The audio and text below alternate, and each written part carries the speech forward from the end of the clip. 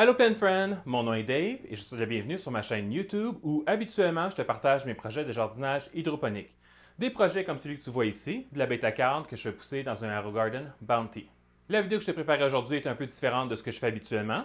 C'est une vidéo tutoriel sur l'utilisation de ChatGPT pour t'aider à accélérer dans tes projets de jardinage hydroponique en n'étant pas dépendant des groupes Facebook, de ma chaîne YouTube ou de d'autres ressources sur le web. ChatGPT, c'est une IA conversationnelle, donc c'est essentiellement comme quand tu discutes avec un humain sur Messenger ou par SMS, excepté que cette personne-là, ChatGPT, est comme un humain hyper intelligent qui a la somme de toutes les connaissances des humains à travers la planète.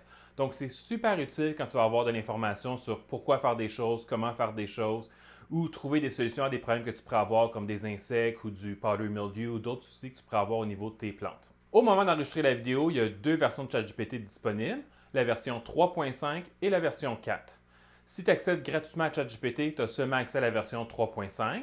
Si tu payes un forfait à 20 américains par mois, en plus d'avoir accès à la version 3.5, tu as aussi accès à la version 4. Il y a quelques différences entre la version 3.5 et la version 4 de ChatGPT. Je n'en discuterai pas en détail aujourd'hui parce que ça sort du sujet de la vidéo que j'enregistre en ce moment. Par contre, si ça t'intéresse de savoir les différences entre les deux, tu peux aller sur le site de ChatGPT puis il explique c'est quoi la différence entre les deux versions. Pour le tutoriel d'aujourd'hui, moi je vais utiliser la version 4 pour les démonstrations que je vais faire. Par contre, il n'y a rien que je vais te montrer aujourd'hui que tu ne peux pas faire dans la version 3.5. Donc, tu n'as pas besoin de t'abonner à ChatGPT pour faire ce que je vais te montrer aujourd'hui. Tout ce que je vais faire dans ChatGPT 4 aujourd'hui, tu peux aussi le faire gratuitement dans la version 3.5 de ChatGPT.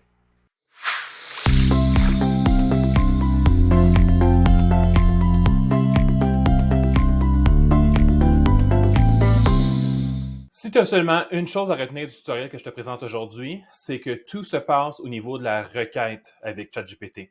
Si tu lis par rapport à ChatGPT en anglais, le terme qui va être utilisé en anglais, c'est le prompt. Donc, le prompt, ou ce qu'on pourrait appeler en français la requête, c'est essentiellement les messages que tu envoies à ChatGPT pour lui poser des questions ou lui donner des instructions. Tout se passe au niveau de la requête. Puis la chose la plus importante à maîtriser au niveau de la requête, c'est que tes requêtes doivent être claires, ils doivent être complètes, et puis ils doivent dire exactement à ChatGPT qui tu es, qu'est-ce que tu fais, qu'est-ce que tu veux qu'il fasse pour toi, puis comment tu veux qu'il fasse cette chose-là pour toi.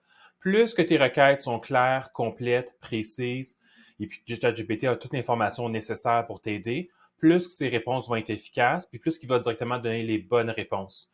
C'est sûr qu'on ne paye pas pour la conversation comme telle avec ChatGPT, fait que tu peux avoir plein d'allers-retours avec pour préciser tes besoins. Mais si dès le départ, tu lui donnes une requête qui est claire, qui est complète, qui contient toutes les informations, il va pouvoir plus rapidement te revenir avec une réponse, puis tu vas avoir moins d'allers-retours à faire avec lui pour obtenir ta réponse. Garde toujours en tête que quand tu travailles avec ChatGPT, c'est comme si tu travaillais avec un stagiaire ou quelqu'un de junior qui vient de sortir de l'école, qui a plein de connaissances, qui est hyper motivé à t'aider, mais qui manque d'expérience en milieu de travail pour savoir exactement comment faire les choses concrètement dans un contexte professionnel. Fait que tu vas devoir bien encadrer ChatGPT pour lui dire clairement ce que tu veux puis comment tu le veux exactement. Ce que j'ai fait pour aujourd'hui, c'est que j'ai préparé des requêtes d'avance, parce que je veux pas que tu passes 15 minutes, 20 minutes à me voir taper au clavier. Donc, j'ai préparé des requêtes d'avance que je vais copier-coller dans le chat de ChatGPT. Mais en réalité, toi, dans la vraie vie, tu vas taper tes messages directement dans le chat. Donc, on va commencer par y aller avec la base. Moi, ce que j'aime bien faire avec ChatGPT, c'est avoir une conversation, des conversations qui sont en CEO. C'est comme quand tu es sur Messenger, par exemple, chaque conversation avec chaque membre de ta famille ou tes amis, c'est une conversation distincte sur Messenger. Mais sur ChatGPT aussi, tu peux avoir des conversations distinctes comme ça avec ChatGPT.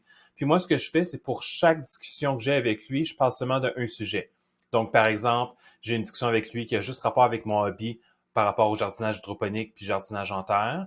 J'ai une discussion avec lui par rapport à mon hobby d'aquarium. J'ai une discussion avec lui pour les choses qui ont à voir avec des recettes, la cuisine, des ingrédients, etc. pour m'aider dans mes projets de cuisine. J'ai une discussion avec lui pour les choses qui ont à rapport avec ma santé, etc., etc. Donc, pour chaque catégorie de sujet que je pourrais vouloir discuter avec ChatGPT, je crée une discussion distincte. La raison pour laquelle tu vas vouloir faire ça, c'est parce que ChatGPT apprend des conversations qu'il a avec toi. Fait que tout au long de la conversation qu'il va avoir avec toi par rapport à tes projets de jardinage, il va apprendre qu'est-ce que tu fais comme projet, quel genre d'appareil que tu as, c'est quoi les soucis que tu as eu dans le passé, c'est quoi que tu fais pousser en ce moment. Donc, ça veut dire que peut-être que dans 3 semaines, dans 2 mois, tu vas avoir une conversation avec lui, puis il va revenir sur un sujet ou sur quelque chose que tu lui as dit plus tôt dans la conversation. Il va se souvenir que tu lui en as parlé, puis il va faire un lien entre les deux pour te donner des conseils qui sont plus efficaces. Tandis que si tu as une seule discussion dans laquelle tu parles de tes médicaments, tes projets de plantes, la visite chez la belle-sœur, des idées de cadeaux pour Noël, il va s'éparpiller dans plein de sujets différents, puis il va être beaucoup moins efficace pour t'aider dans le plus long terme. Puis, il n'y a pas de frais additionnels en réalité pour avoir une ou plusieurs conversations avec ChatGPT.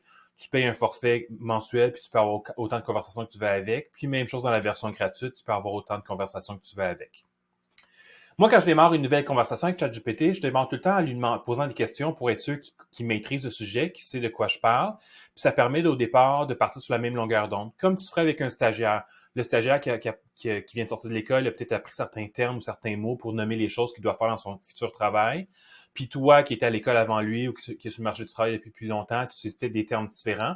Fait que tu veux vraiment mettre les pendules à l'heure pour que tout le monde parte sur les mêmes bases. Donc, moi, ce que je ferais ici dans une discussion que je voudrais démarrer avec lui pour discuter de jardinage hydroponique, je lui poserais tout simplement la question, est-ce que tu sais ce qu'est le jardinage hydroponique? Puis il va me répondre, oui, je sais c'est quoi, c'est cela, blablabla. Puis il va me dire, qu'est-ce que c'est le jardinage hydroponique? En ce moment, je ne veux pas nécessairement qu'il m'explique c'est quoi le jardinage hydroponique. Je veux juste m'assurer qu'on part sur les mêmes bases, qu'il comprend que ce que je veux discuter ici, c'est du jardinage hydroponique, puis qu'il ne parte pas sur une tangente où il pense que je parle d'aéroponie, qui est similaire, mais qui n'est pas la même chose que de l'hydroponie. Ou de l'aquaponie, par exemple, qui est aussi similaire, mais pas la même chose que de l'hydroponie. Donc là, il me dit, oui, je comprends c'est quoi, on remplace le sol par de l'eau, etc. Il me parle de NFT, goutte à goutte, etc. Fait qu'il a l'air de comprendre de quoi je parle. Je vais lui poser ma prochaine question. Moi, personnellement, je fais surtout pousser dans du AeroGarden. Je fais un petit peu dans des appareils AeroGarden. Je fais un peu de Kratky, je fais un peu de DWC. Fait que j'ai eu cette information-là, cette question-là. Que connais-tu au sujet des appareils d'AeroGarden, de la méthode Kratky et du DWC? Là, tu peux voir, il a fait un bug. On peut juste cliquer Regenerate. S'il arrive des fois qu'il y a des petits bugs, on va juste cliquer Regenerate. Par contre, si ça t'arrive à un moment donné où est-ce qu'il fait un bug comme ça, que tu cliques Regenerate puis il arrive toujours pas, tu peux soit attendre puis revenir une heure plus tard, ou tu peux tout simplement partir une nouvelle conversation. Des fois, il sera à une étape où il fait une erreur puis il n'y a rien à faire pour continuer la discussion. Fait que là, il me dit oui, les appareils AeroGarden, méthode Kratky, DWC. Puis là, il me confirme ici qu'il comprend ce que je veux dire par DWC. Il me dit Deep Water Culture. Fait que je sais qu'il a compris. Ce sont 3 approches populaires dans le domaine du jardinage hydroponique, chacune ayant ses caractéristiques et avantages spécifiques. Fait que parfait. Puis là, il me dit voici pour l'AeroGarden. Puis là, je peux lire en diagonale, oui, ça fait du sens. Voici pour la méthode Kratky. Je peux lire en diagonale, oui, ça fait du sens. Deep Water Culture, voici, ça fait du sens. Puis des fois, il va enchaîner, vu que je lui demande 3 choses comme ça se peut qu'il enchaîne en me disant voici les différences ou les similitudes entre ces 3 techniques de jardinage hydroponique-là. Là, je ne sais pas s'il va le faire. Il me dit juste qu'ils ont leurs propres avantages, mais il ne me le dit pas plus en détail. Donc, c'est correct. Fait qu'il a confirmé qu'il comprend c'est quoi un AeroGarden, c'est quoi la méthode Kratky, c'est quoi du Deep Water Culture. C'est ce que je voulais confirmer avec lui, parce que c'est ce que je vais discuter majoritairement avec lui pour le reste de la discussion. Fait que là, ce que j'ai fait, c'est que j'ai juste set the stage finalement. J'ai juste comme mis le contexte finalement. J'ai créé le contexte de la discussion. Puis là, après ça, on va aller plus dans le vif du sujet. On va y aller avec lui dire qui que je suis puis qu'est-ce que je veux de lui. Fait que là, je vais te soumettre ma requête. Puis pendant qu'il me répond, je vais te la lire. Je vais t'expliquer pourquoi je lui demande ce que je lui demande. Donc ici, j'ai indiqué j'habite au Canada. La raison pour laquelle je lui spécifie j'habite au Canada, c'est parce que ChatGPT ne sait pas où je suis. Donc, si éventuellement j'ai des soucis ou il me propose d'acheter un appareil ou il me propose d'acheter des produits pour régler un souci que j'ai dans une de mes machines, sachant pas où j'habite, ça se peut qu'il me propose des produits qui se vendent en Europe, en Afrique, en Asie, dans d'autres régions du monde où moi j'habite pas, puis où ces produits-là sont pas disponibles. Fait qu'en lui spécifiant j'habite au Canada, ça va augmenter les chances que s'il fait des recommandations du genre, du style va chercher tel produit, truc machin pour régler ton souci, il y a plus de chances qu'il me propose un produit qui se vend au Canada ou que je peux raisonnablement importer au Canada. Après ça, je lui dis, comme hobby, je fais du jardinage hydroponique intérieur à la maison. Donc, je spécifie hobby, je spécifie que c'est à l'intérieur, à la maison, parce que je veux pas qu'il pense que je le fais dans un contexte commercial, dans un entrepôt, dans une serre ou à grande échelle. Je veux qu'il comprenne là, que c'est vraiment un hobby que je fais pour le plaisir, que c'est à la maison, c'est pas de la culture commerciale ou industrielle que je fais.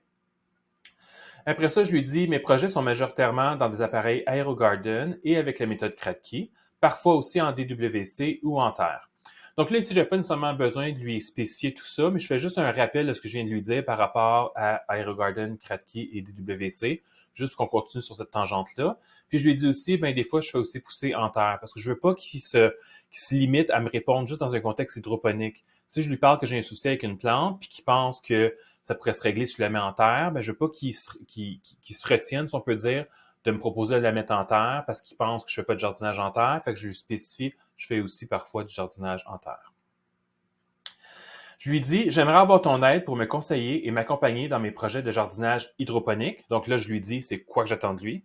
Je veux que tu m'aides dans mes projets de jardinage hydroponique. Puis là, je lui donne des spécifications additionnelles de comment je veux qu'il m'aide. Je lui dis, j'aimerais que tu prennes l'initiative de me donner des conseils additionnels si c'est pertinent. Donc, si toi aussi tu travailles dans ChatGPT 4, tu n'as probablement pas besoin de lui dire ça. Une des distinctions entre la version 4 et la version 3.5 de ChatGPT, c'est que souvent la version 4 va faire le kilomètre de plus. En fait, il va presque toujours faire le kilomètre de plus. Tu lui demandes X, il fait X plus 1. Tu lui demandes Y, il fait Y plus 1. Donc, la version ChatGPT 4 et 3.5 vont toujours faire ce que tu leur demandes de faire, mais la version 4 a tendance de faire plus. Elle va faire ce que tu lui demandes, puis elle va donner des conseils additionnels ou elle va te poser des questions additionnelles pour clarifier ton problème ou elle va te mettre sur des pistes de solutions additionnelles qui ne sont pas nécessairement dans ta requête initiale, mais qui a extrapolé cette information qui pourrait être utile pour toi. La version 3.5 fait ça aussi, mais j'ai remarqué qu'elle fait de manière moins consistante que la version 4. La version 4, elle fait à côté tout le long de la discussion, tandis que la version 3.5 va de temps en temps te poser des questions additionnelles ou donner une information additionnelle. Elle fait moins souvent le kilomètre de plus. Et après ça, je lui spécifie, je vais parfois écrire l'acronyme AG pour AeroGarden. Donc, à un moment donné, c'est long de toujours taper AeroGarden, AeroGarden ci, AeroGarden ça. Fait que je vais taper de temps en temps AG ci, AG ça. Donc, on va voir sa réponse. Puis là, c'est fantastique, vous lancez de jardinage hydroponique au Canada. Ça, c'est une autre caractéristique de la version 4 de ChatGPT. Il va souvent commencer sa réponse quand on lui donne plein d'informations, comme je viens de faire là. Il va commencer par répondre en résumant la demande ou en résumant ce qu'il a compris. Ce qui est quelque chose que tu devrais faire si tu travailles avec un humain, surtout une ressource junior. Tu veux lui demander de répéter dans ses propres mots ce qu'il a compris pour être sûr que vous êtes sur la même longueur d'onde. La version 4 de ChatGPT le fait de manière assez régulière. Puis la version 3.5 le fait de temps en temps, mais de manière beaucoup moins régulière que la version 4. Donc ça, c'est une autre distinction entre la version 3.5 et la version 4. Donc, il me confirme qu'il a compris que je me lance en jardinage, ou que je me lance pas, mais lui, il pense que je me lance en jardinage hydroponique au Canada. Il est là pour m'aider. Il a compris que je travaille avec des AeroGarden, méthode Kraki, DWC, aussi en terre. Puis là, il fait justement le kilomètre de plus. Ce que je te disais que ChatGPT fait souvent, je ne lui ai pas demandé, mais il me dit, voici des conseils pour démarrer en AeroGarden, en Kratky et en DWC, puis des conseils généraux qui pourraient s'appliquer à ces trois approches-là. Donc, c'est vraiment super. Donc là, je ne lirai pas tout ça. Tu pourras mettre la vidéo sur pause si tu aimerais lire ces conseils. Ou aller sur ton propre ChatGPT puis lui soumettre le même genre de requête pour qu'il donne une rétroaction, puis que tu puisses créer une historique de conversation avec lui pour qu'après ça, quand tu as des vrais problèmes, qu'il puisse vraiment t'aider avec tes soucis. On va enchaîner avec du concret. Fait que là, on a mis les bases de, on s'entend qu'on parle de la même chose, on parle de jardinage hydroponique, on parle d'AeroGarden, on parle que je suis au Canada, etc., etc. Donc, les bases sont mises. Là, maintenant, on peut sauter dans le vif du sujet. J'ai des problèmes avec mes plantes, à l'aide. Donc, c'est ce qu'on va faire ici. J'ai préparé une requête ici par rapport à des tomates. Je vais copier-coller ça, je vais te le lire. Donc, je lui ai écrit... Oups. Je fais actuellement pousser des plants de tomates dans un AeroGarden Bounty. Ça fait 45 jours que j'ai planté les semences. Les plants sont beaux, ils produisent des bourgeons, mais les fleurs tombent sans produire de tomates. Peux-tu m'aider à trouver la cause? Ça, c'est une question que je vois vraiment souvent sur les groupes Facebook. Autant les groupes Facebook en Europe, au Québec et aux États-Unis. C'est une question qui revient vraiment beaucoup pour les tomates. Fait que, on va voir ce que ChatGPT va me dire que je préfère par rapport à ça. Fait que là, il me dit, OK, la chute des fleurs sans production de tomates sur vos plants dans l'AeroGarden Bounty peut être due à plusieurs facteurs. Ça, c'est la petite phrase où il résume la demande. Fait que je suis sûr qu'il a bien compris ce que je lui ai demandé, me l'a résumé dans ses propres mots. Voici quelques-unes des causes les plus courantes et des suggestions pour y remédier. Pollinisation insuffisante, voici ce que tu peux faire. Conditions de lumière, c'est quoi cette condition-là? C'est quoi la solution? Nutrition, température, humidité, stress hydrique. Fait que, comme par exemple, moi, stress hydrique, je sais pas trop c'est quoi, fait que je vais lire un peu plus en détail. Un arrosage irrégulier ou insuffisant peut également affecter la pollinisation et la fructification, c'est bon. Suivez les recommandations d'AeroGarden pour l'arrosage et l'ajout de nutriments, en veillant à ce que les plants reçoivent une alimentation constante sans être suralimentés ou sous-alimentés. Fait que là, je pourrais lui dire, ici je vais improviser, parce que les réponses que donne ChatGPT sont différentes à chaque fois. Donc, pour ce bout-là, je ne me suis pas préparé d'avance parce que je ne savais pas ce qu'elle allait me répondre. Donc, on va improviser ce petit bout-là. Fait que là, je pourrais lui dire, pour le numéro 6, ce que j'ai remarqué quand il nous répond avec des chiffres comme ça, ChatGPT, puis qu'on lui répond avec les chiffres, des fois, il va se perdre. Disons, comme là, ici, j'avais 6 points différents. Puis là, mettons que je dirais, pour le numéro 3, peux-tu me dire tel truc machin? Des fois, il va comprendre que je lui parle de 3 nutritions, mais des fois, il va me répondre comme si j'avais dit 2 ou il va me répondre comme si j'avais dit 4. Je ne sais pas pourquoi, des fois, il fait décalage plus 1 ou moins 1 quand on répond avec un chiffre. Fait que moi, ce que je fais, c'est que je lui dis pour le numéro 6, je viens copier le titre qu'il a donné au numéro 6, espace, je le mets entre guillemets pour qu'il comprenne que je cite ce qu'il me dit plus haut. Fait que pour le numéro 6, stress hydrique, j'ai perdu. J'ai perdu le manuel qui venait avec mon AeroGarden. Peux-tu me dire ce que je devrais faire? Puis là, il va me répondre par rapport à stress hydrique. Puis là, il me confirme pour gérer le stress hydrique dans votre AeroGarden. Puis là, il va détailler plus sa réponse du numéro 6. Puis tu préfères ça pour chacun des points qui ne sont pas clairs pour toi ou pour lesquels tu aimerais avoir des conseils additionnels. Tu lui demandes, peux-tu me donner des détails additionnels par rapport à ça? Puis il va donner plus de détails par rapport à ce point-là. Donc là, il me dit ce qu'il a à me dire, puis je pourrais pas lui demander pour le numéro 3 ci, pour le numéro 4 ça, ou je pourrais continuer la conversation par rapport à ce qu'il me répond pour le numéro 6. Comme par exemple, il me dit qualité de l'eau, utiliser si possible de l'eau à faible teneur en minéraux, comme de l'eau de source ou filtrée, pour éviter l'accumulation de sels minéraux qui peut affecter l'absorption d'eau par les racines. Fait que là, ce que je vais lui dire, c'est par rapport à la qualité de l'eau. Concernant qualité de l'eau, comment puis-je la mesurer? Il va probablement me suggérer d'acheter un appareil pour le mesurer, mais on va voir ce qu'il va me dire.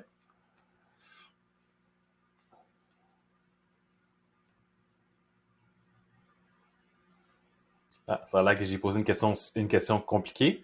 Donc ça, c'est une autre caractéristique de la version 4 de ChatGPT. La version 4 de ChatGPT, c'est un modèle qui est plus un modèle qui est plus complexe, donc il y a une programmation plus complexe. Ça lui prend un peu plus de temps pour interpréter nos demandes, ça lui prend un peu plus de temps pour répondre. Là, c'est pas normal en ce moment, là, probablement qu'il est buggé, mais c'est toujours un tout petit peu plus lent quand tu as une conversation avec la version 4 de ChatGPT versus la version 3.5 qui est un modèle plus simple. Donc, si tu as des choses à faire qui se font autant dans 3.5 que dans 4, puis tu n'as pas nécessairement besoin que ChatGPT fasse le kilomètre de plus pour toi, ou tu n'as pas besoin des choses additionnelles, des fonctionnalités additionnelles qui viennent dans la version 5, tu pourrais tout simplement lui dire, tu pourrais tout simplement, utiliser la version 3.5, puis tu vas avoir des réponses plus rapides. Comme là, c'est normalement là, probablement qu'il est buggé. Fait qu'on va faire le stop ici, puis je vais resoumettre ma demande. Ici. Bon, parfait.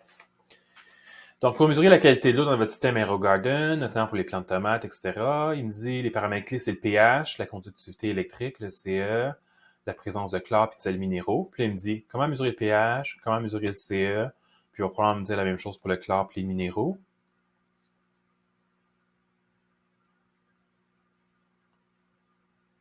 Effectivement. Fait qu'il me dit la même chose par rapport à comment tester le chlore et comment tester les minéraux. Puis là, je pourrais continuer à avoir une conversation avec lui pour avoir d'informations additionnelles. Tu peux voir les genres des réponses qu'il donne. Ça ressemble un petit peu comme si tu avais trouvé de l'information sur Google et tu étais en train de lire un article de blog, excepté que l'article de blog est écrit live juste pour toi. Fait que c'est pas un article de blog qui est écrit de manière générale sur un blog pour s'adresser à un éventail de lecteurs différents. C'est comme si ChatGPT t'écrivait un article de blog exprès pour toi avec l'information qu'il récupère à travers des livres, des encyclopédies, des dictionnaires, le web, etc., etc. Fait que ça va beaucoup plus vite faire ça que de faire une recherche Google, puis après ça, lire plein d'articles différents, puis dans ta tête, faire les liens, tout ça, puis avoir une synthèse finalement. Il fait la synthèse d'informations, puis te la fournit super rapidement, à une vitesse à laquelle tu ne la trouverais pas comme humain en faisant une recherche Google. Je vais te donner un autre exemple. Je vais lui soumettre cette demande-là ici, qui est complètement un autre projet. Fait que là, je lui ai dit, j'ai de la difficulté à faire germer des semences de piment fort directement en hydroponie. Je ne sais pas si tu le sais, mais des piments forts, c'est un petit peu plus difficile à faire germer que des piments doux ou d'autres sortes de plantes comme des fines herbes qui germent super facilement. Fait que des piments forts, des piments et des piments forts en particulier, c'est un petit peu plus dur à faire germer directement dans l'AeroGarden. Je ferai une vidéo plus tard pour te montrer comment moi je fais germer mes graines de piments forts quand je les fais pas germer directement dans le AeroGarden. Donc, j'ai dit, j'ai de la difficulté à faire germer les semences de piment fort directement en hydroponie. Peux-tu me dire ce que je pourrais faire pour raccourcir le délai de germination et améliorer le taux de germination? Donc, je lui demande comment m'aider pour 2 volets. Le délai de germination puis le taux de germination. Fait que là, il me dit, la germination des semences de piment fort peut être un peu délicate que celle d'autres plantes. Bon, exactement ce que je te disais. Mais il y a plusieurs techniques pour améliorer le taux de germination et réduire le délai avant l'apparition des premières pousses.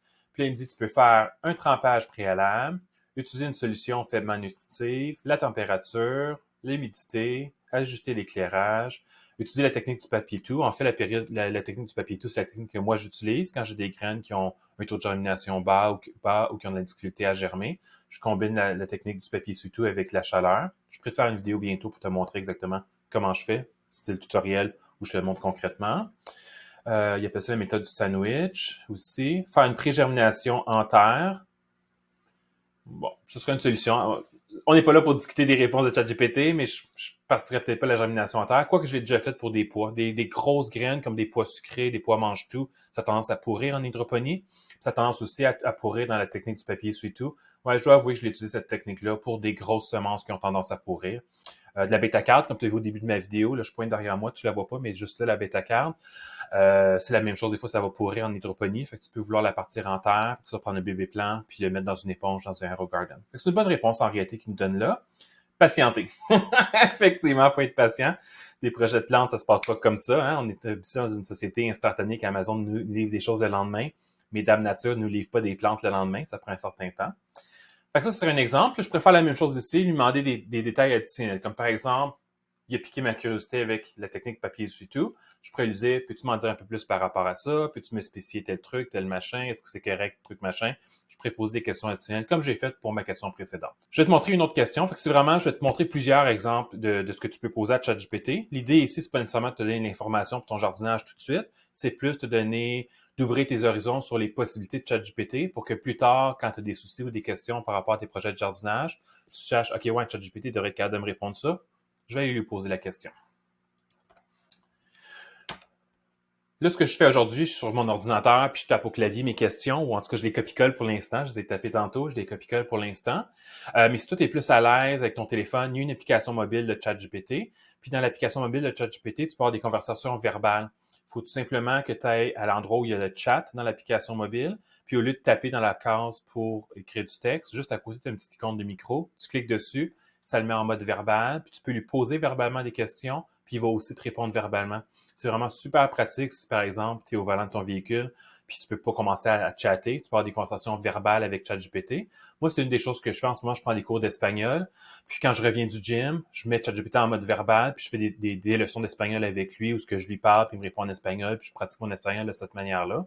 Tu pourrais faire ça pour les plantes, tu pourrais faire aussi des jeux sur la route, tu peux lui dire « ChatGPT, je suis ouvert à mon véhicule, j'ai besoin d'être distrait, faisons un jeu, puis là, il va te proposer un jeu, puis là, vous faites un jeu où tu peux parler verbalement de ChatGPT comme un quiz ou quelque chose du genre pour passer le temps. » Donc là, la question que je vais y poser, c'est j'ai du basilic qui pousse dans un AeroGarden Harvest depuis 60 jours. Je vois quelque chose qui ressemble à de la poudre blanche sur les feuilles. Qu'est-ce que ça pourrait être?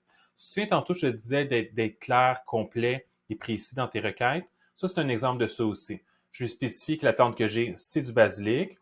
Elle est dans un AeroGarden Harvest. Elle est dans l'AeroGarden Harvest depuis 60 jours. Fait que là, ça lui dit c'est quoi la plante que j'ai, comment je la fais pousser, puis l'âge que la plante a là, ce qui pourrait faire une différence par rapport à la réponse qu'il va me donner, tout dépendant de c'est quoi le souci que je lui rapporte. Puis après ça, je décris le souci. Je vois quelque chose qui ressemble à de la poudre blanche sur les feuilles. Je me doute qu'il va me dire que c'est du powdery mildew, parce que je sais c'est quoi maintenant, mais la première fois que ça m'est arrivé, je savais pas c'était quoi, puis j'ai fait exactement ça. Je suis allé voir ChatGPT, je lui ai dit c'est quoi cette poudre blanche-là sur mes plantes, puis il m'a mis sur la piste que c'est du powdery mildew. Fait qu'on va regarder ce qu'il va me dire. La présence de poudre blanche sur les feuilles de Garden Harvest est probablement de l'oïdium. L'oïdium, c'est du powdery mildew en français. Mais là, dans ce cas-ci, on va dire que je ne sais pas c'est quoi du powdery mildew, je ne sais pas c'est quoi de l'oïdium. Ce que je vais faire, c'est que je vais copier-coller ce mot-là. Je vais aller sur Google, je tape le nom, je vais cliquer ici sur Images, puis je vais regarder des photos, tout simplement. Là, essentiellement, ça ressemble à ça, c'est à ça que ça ressemble du powdery mildew. Fait que je peux regarder quelques images, faire comme moi, ça ressemble vraiment à du l'oïdium ou du powdery mildew, ce que j'ai. Puis là, je peux revenir, puis là, regarder ce qu'il me suggère de faire. Tu vas pas nécessairement vouloir tout de suite faire ce qu'il te suggère de faire. Tu vas vouloir faire une petite recherche Google Images, pour voir si c'est bel et bien ça. Puis si c'est bel et bien ça, bien, tu regardes ses conseils. Augmenter la circulation d'air, réduire l'humidité, enlever les parties affectées, traitement naturel, utiliser un fongicide approprié, pratique culturelle propre, éviter l'arrosage excessif. Donc, tu peux faire ces différentes choses-là, tu le mets en place, puis tu peux lui revenir au bout d'une semaine, dire « OK, finalement, tu avais raison, c'est du powdery mildew, j'ai fait ça que tu m'as recommandé, c'est revenu au bout d'une semaine, qu'est-ce que je peux faire maintenant? » Puis il va donner des conseils additionnels. puis éventuellement, tu vas probablement te tanner puis jeter ta plante. Moi, c'est ce que je fais du powdery mildew. C'est pas mal game over quand tu as ça sur tes plantes. Tu peux les traiter, faire durer leur vie un peu plus longtemps, mais ça finit toujours par revenir. Là. Donc, tôt ou tard, tu vas te tanner, puis tu vas flanquer ça au vidange, puis repartir des nouvelles plantes. Donc, ça, c'est pour cette question-là. J'ai préparé une dernière requête que je vais te présenter aujourd'hui, qui sera encore quelque chose de concret que tu pourrais faire, puis en fait, c'est quelque chose de concret que j'ai moi-même fait avec ChatGPT. Je vais soumettre ma requête, puis je te lis ça. Donc, je lui ai écrit, j'aimerais faire pousser quelque chose de différent dans mon AeroGarden Farm Excel. Le Farm Excel, c'est la plus grosse machine AeroGarden qui se dépose au sol, puis qui a 36 pouces de haut pour faire pousser les plantes. C'est celle où, entre le plateau pour où tu mets tes plantes, puis la lumière, il y a la plus haute distance. Moi, c'est celle que je privilégie pour mes plantes piments, parce que les plantes piments, ça devient trop gros pour la majorité de tous les autres modèles d'AeroGarden. Donc, je les mets dans le Farm Excel pour profiter au maximum de la hauteur. Peux-tu me recommander quelque chose de différent? Quelque chose de différent. D'ailleurs, tu peux parler en joual si tu veux avec ChatGPT. Il est vraiment, si t'es pas québécois, tu sais pas c'est quoi du joual, là. C'est un français local au Québec que certaines personnes parlent. Tu peux parler en joual avec ChatGPT, puis il va comprendre. Tu peux vraiment lui parler dans à peu près n'importe quelle langue, puis il va le comprendre en réalité, là. Donc, peux-tu me recommander quelque chose de différent qui va profiter pleinement de la hauteur plus élevée que la lumière peut monter dans cet appareil? Jusqu'à maintenant, j'ai fait pousser des plantes suivantes. Plusieurs sortes de piments, plusieurs sortes de tomates, du cardinosaure. Avec l'espace vertical supplémentaire qu'offre la Garden Farm Excel, qu'il me confirme là, qu'il a compris c'est quoi la machine, puisque c'est une machine qui a beaucoup d'espace vertical. Voici une belle opportunité d'explorer la culture de plantes qui bénéficient d'une hauteur plus élevée. Voici quelques suggestions de plantes que vous pourriez envisager de cultiver qui diffèrent de ce que vous avez déjà expérimenté. Il me suggère des concombres, des pois, des haricots verts, des aubergines. En ce moment, j'ai justement des aubergines. Dans une des choses qu'il m'a suggéré quand j'ai réellement posé cette question-là pour un de mes projets, il m'avait suggéré des aubergines, puis c'est ce que je suis en train de faire en ce moment. Tu iras voir ma chaîne YouTube. Normalement, ma vidéo d'aubergine devrait être prête d'ici environ 2 mois. Il me suggère des fleurs comestibles, des fraises, des plantes aromatiques hautes, donc des fines herbes finalement là, qui sont plus hautes. Fait que là, ici, il va pas vraiment dans le détail des plantes exactes. Fait que disons, j'irai ici plantes aromatiques hautes. Je pourrais lui dire... Ah oui, il va dans les plantes exactes. Il me parle de citronnelle, certains types de menthe. OK. Fait que ce que je vais lui dire, c'est... Pour plantes aromatiques hautes, j'ai déjà fait pousser de la citronnelle et de la menthe.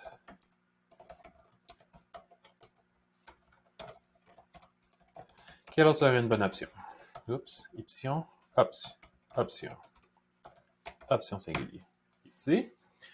Puis il va me proposer normalement, il va me proposer d'autres plantes aromatiques qui sont ni de la citronnelle, ni de la menthe. J'imagine qu'il va y avoir comment on appelle ça déjà, on met ça du vinaigre, oui, j'en ai en ce moment. Du dill, de l'aneth. Il va probablement me proposer de l'aneth. L'aneth, ça pousse pas mal haut. Souvent, ça déborde. Je sais pas si tu as déjà fait pousser l'aneth qui vient avec ton AeroGarden. Dans tous les AeroGarden, il y a une boîte de semences qui vient avec. Puis souvent, une des semences, c'est de l'aneth. Puis il inclut ça même dans la boîte de Harvest. Puis l'aneth, c'est beaucoup trop haut pour un AeroGarden Harvest. Il va sûrement me proposer de l'aneth.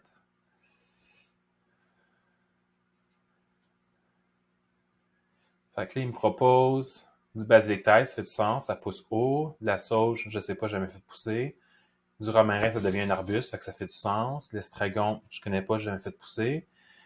De la coriandre, j'aime pas ça, fait que je n'ai jamais fait pousser. Une des choses qui est importante quand tu fais pousser des plantes chez toi qui sont comestibles, c'est de faire pousser des plantes que tu vas te servir dans ta cuisine, sinon c'est une perte de temps et d'énergie. Fait que moi, je fais pas pousser de coriandre, j'aime pas ça. Fait que j'en mangerai pas de toute manière. Du persil italien, je vois pas le rapport. Du persil italien, ça devient pas tellement haut. Fait que ça l'aurait pas... Ça convient du persil italien dans un Harvest qui fait 12 pouces. Fait que c'est overkill de façon dans un farm de 36 pouces. Fait que je suis surpris ici, il m'a pas parlé d'aneth. Mais bon, il me propose quand même d'autres plantes. Fait que c'est des plantes que moi, j'aurais pas fait pousser, mais ça me pourrait mettre sur des pistes de solutions pour faire des nouveaux projets de jardinage hydroponique, sans attendre que Mr. Plante mette de quoi sur sa chaîne YouTube. ChatGPT peut te donner des suggestions, puis t'aider à accélérer. Lui aussi va t'aider à accélérer tes projets de jardinage hydroponique. Donc, ça conclut pour les exemples que j'avais préparés aujourd'hui pour te présenter sur comment tu pourrais utiliser ChatGPT pour t'aider à améliorer ou avancer tes projets de jardinage hydroponique. Naturellement, je demeure disponible sur YouTube pour faire d'autres vidéos. D'ailleurs, si tu aimerais que je fasse des vidéos sur des sujets que je n'ai pas fait encore, laisse-moi ça dans les commentaires sous la vidéo sur YouTube ou sur les réseaux sociaux. Je viens juste de lancer la page Facebook de Mr. Plante la semaine passée.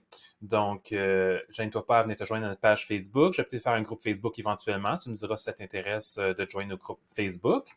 Puis, ça conclut la vidéo d'aujourd'hui. Si tu aimerais voir d'autres types de contenus, laisse-moi savoir. Puis, on se voit dans la prochaine vidéo. À la prochaine!